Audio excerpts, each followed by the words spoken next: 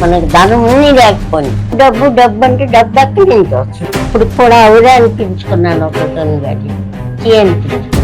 మా నాన్న రక్తం దారి పోసి మనకు పెంచుతున్నారు. చెడ్డ మార్పు ఒక్కరి మార్పు వస్తుంది. ఆ జీవితం అంతా మక్కలే.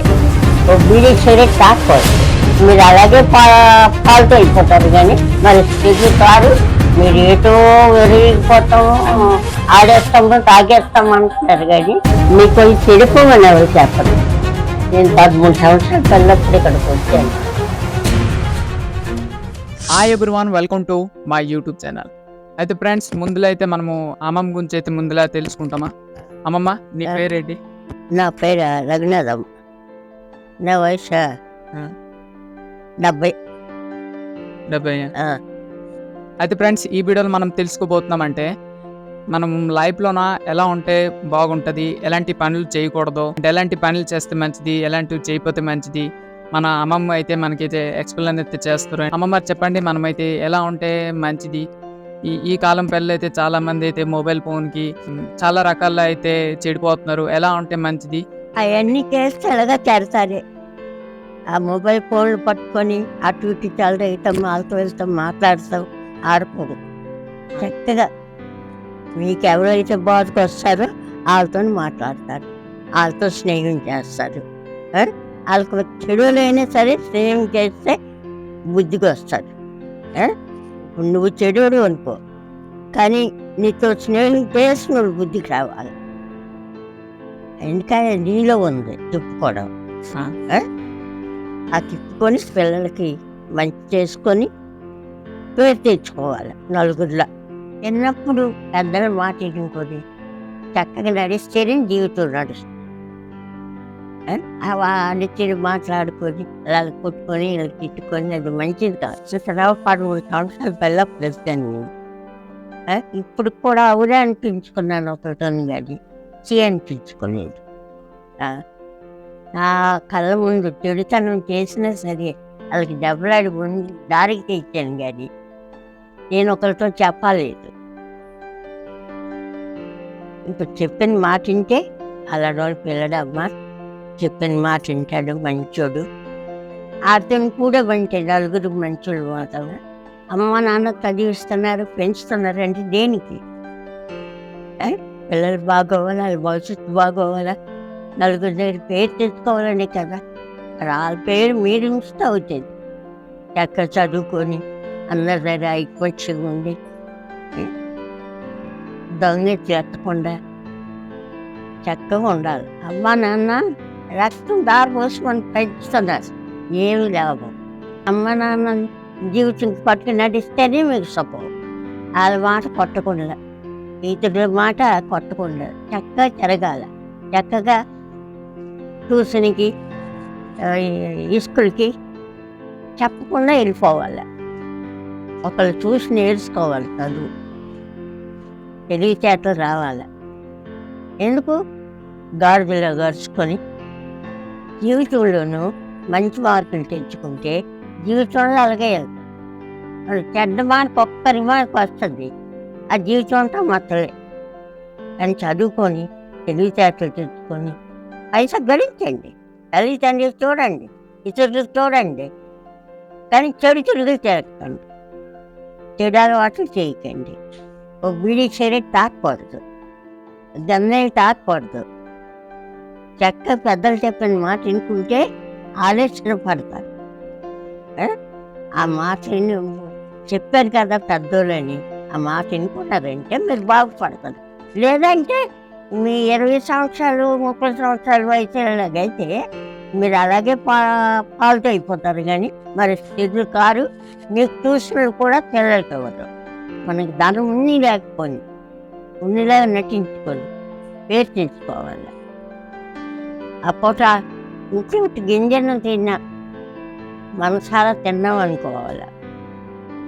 ఇది పిల్లల బుద్ధులు ఒకరికి చూసి నేర్చుకోవాలి. డబ్బు డబ్బు అంటే డబ్బు ఎక్కడి నుంచి వస్తుంది? అమ్మ నాన్నకి పట్టే వస్తున్నది, అమ్మ నాన్నకి పట్టే వస్తున్నది. తల్లి తండ్రి ధనం, దానికి మించింది మరి లేదు. మీరు ఏటో విరిగిపోతాము, ఆడేస్తాము, తాగేస్తాము అంటారు. కానీ అది మంచిది కాదు.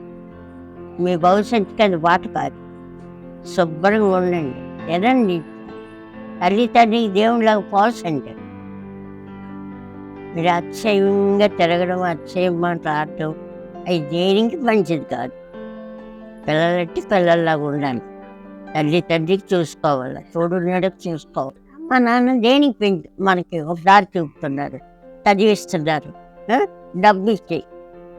అట్లా అమ్మ నాన్నకి చూస్తేనే కదా దేవుడికి ఇష్టం కాక. మీ ఇదంతా వృధా కాకుండా మీ జీవితాలు శుభ్రంగా వెళ్తాయి. ఇప్పుడు డబ్బు కనిపించుకోగానే అన్నీ మర్చిపోతున్నారు, తల్లిదండ్రులు మర్చిపోతున్నారు, తోడి నీడకు మర్చిపోతున్నారు, ఆ మోహంలో పడిపోతున్నారు. అది వద్దు, అది వదులుకోండి. మీ జీవితాలు గడ్డం చూసుకో. జీవితాలు తినకుంటే మీరు ఎలాగైనా శుభ్రంగా ఉండొచ్చు, శుభ్రంగా తిరగచ్చు, శుభ్రంగా చేయొచ్చు.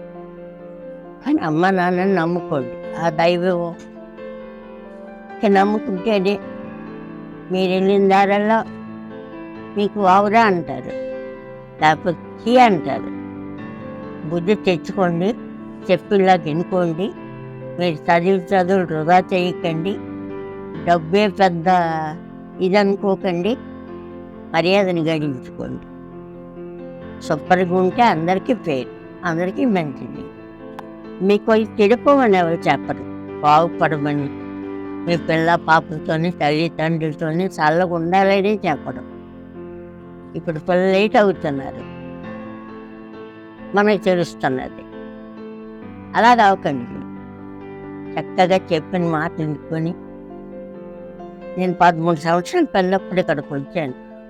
పిల్లలందరూ నా పిల్లలే అని నేను భావిస్తాను. అయ్యోళ్ళందరూ నా తోడి నీడే. నేను అలాగే వాళ్ళకి చెప్తాను, అలాగే వింటారు.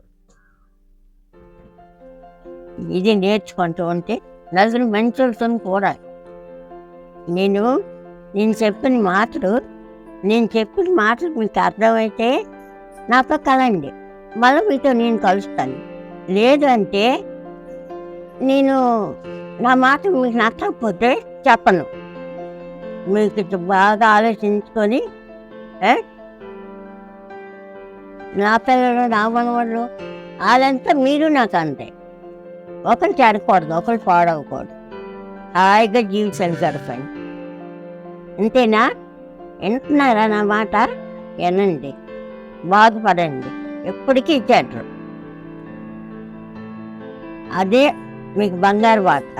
ఈ ముసుడే మీకు చెప్పిందా అని అనకండి.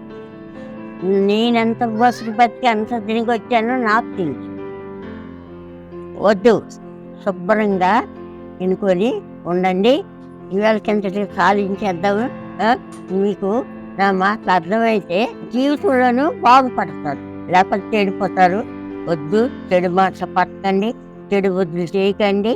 ఈవేళకి ఇంతకయింది, రేపో మాపో మళ్ళా కలిసి చెప్పుకుంటాం. అంతవరకు సెలవు.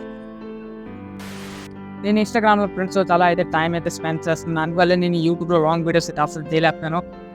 ఇన్స్టాలో ఐడి ఫ్రెండ్స్ నేను డిస్క్రిప్షన్లో ఇస్తున్నాను. అండ్ ఫ్రెండ్స్ ట్రై చేస్తాను యూట్యూబ్లో 1 వీక్లో 1 to 2 వీడియోస్ అప్లోడ్ చేయడానికి అయితే నేను ట్రై చేస్తాను.